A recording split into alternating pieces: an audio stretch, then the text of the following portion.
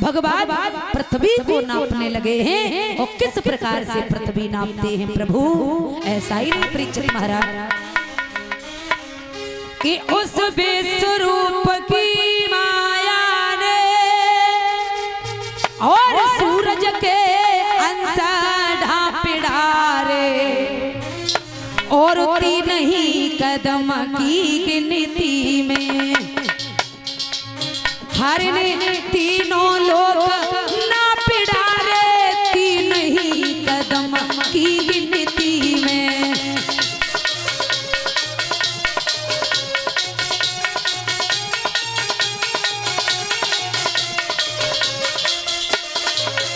बावन भगवान ने जैसे ही पृथ्वी नापी है तो 3 कदमों में तीनों लोग नाप लिए। गजब हो गया, बलि खड़े के खड़े रह गए।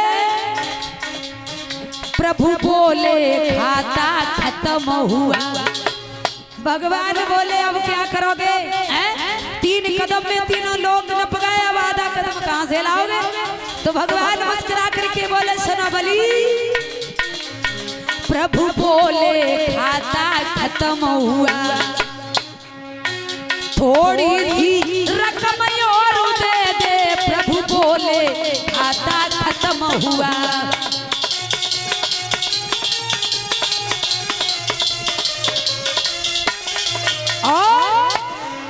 ले चुका दान बस 3 कदम। सुनो बलि, ले चुका दान बस 3 कदम, अब आधा कदम और दे दे। ले चुका दान बस 3 कदम,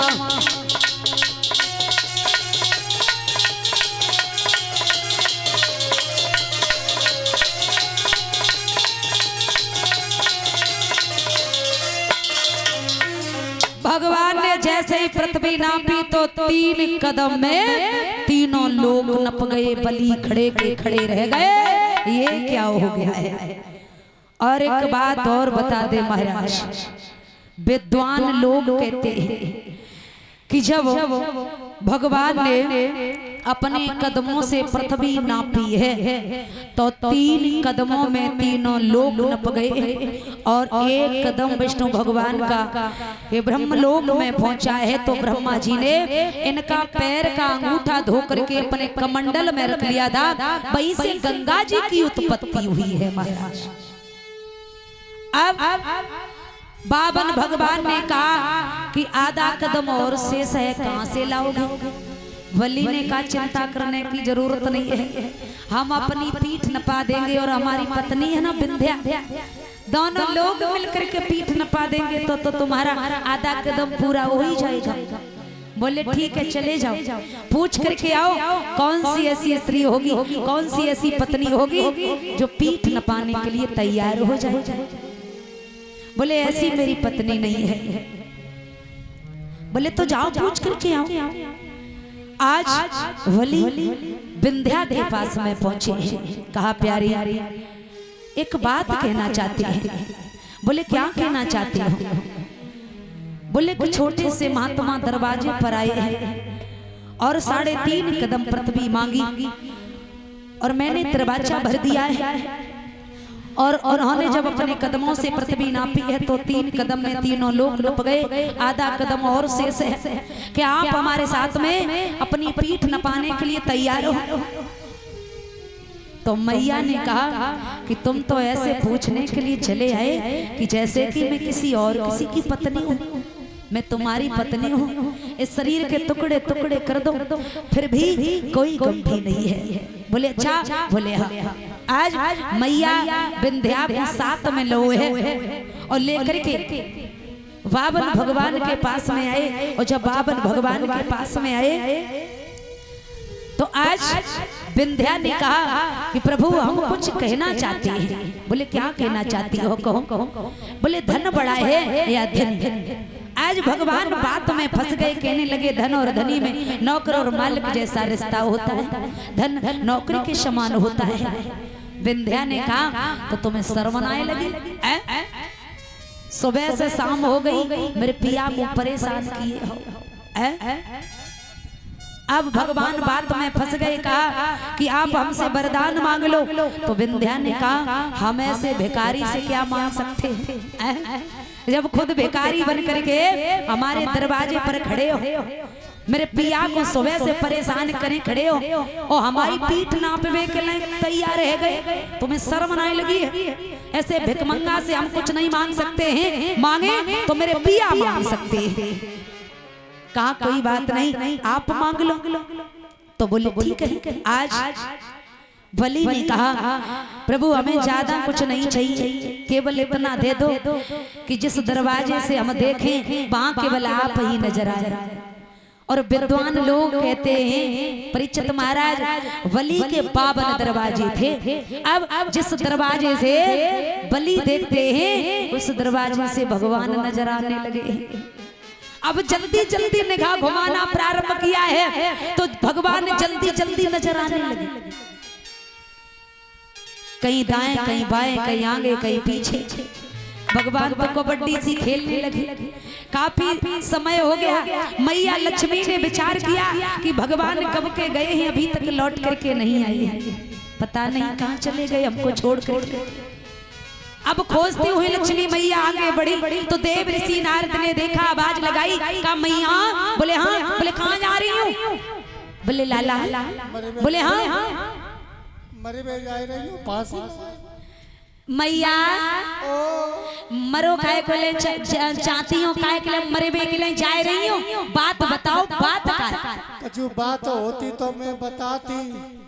बात हो कछु भाई नहीं थे बाबा है ना, एक महीना है वो न शकल देखी और न दिखाई। गजब है गो, चले कहाँ गए? मोए का पता, ये पंजाब में बाढ़ आई, बाई में तो न बह गए तो पाकिस्तान पहुंचे हो। बड़ी भावाई है मैया। तो तुम इतनी जोड़ रोए खाए के ले रही हो?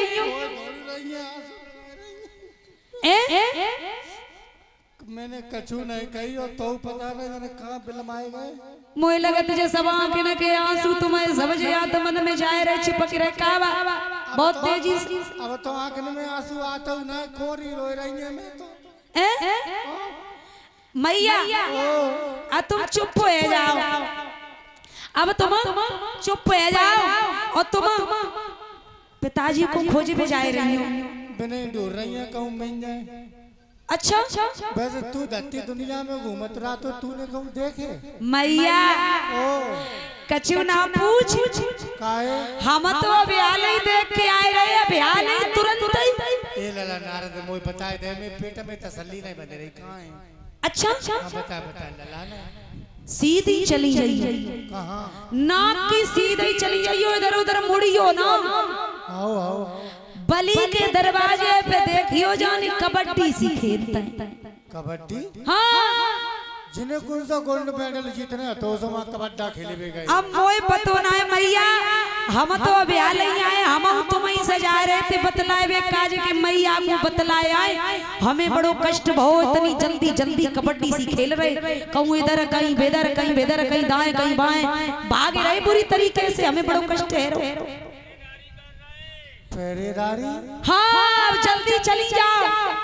ले मैंने इन्हें पे कबू 2 रुपये आस नहीं करी। हाँ तब मैंने 1000-2000 रुपये नहीं मांगे। हाँ हैं और तो ये ने का जरूरत है जी तो नौकरा करेगा ये माँ मैया। बे तो हम तुम्हें पूछने के लिए आए रहे अते पहरेदारी कर रहे हैं, बड़ी परेशानी उठाए रहे, हम पे देखो नहीं गो। ओ हम कहते तुमने नौकरी करी हुई। हाँ तो कोई ऐसी नौकरी करते का ऑफिस में कंप्यूटर चलाते हैं, नौकरी करिए सो 4th क्लास की पहरेदारी। हाँ हमारे द्वारे पे 1000 दासियां नौकरी कर रहे हैं।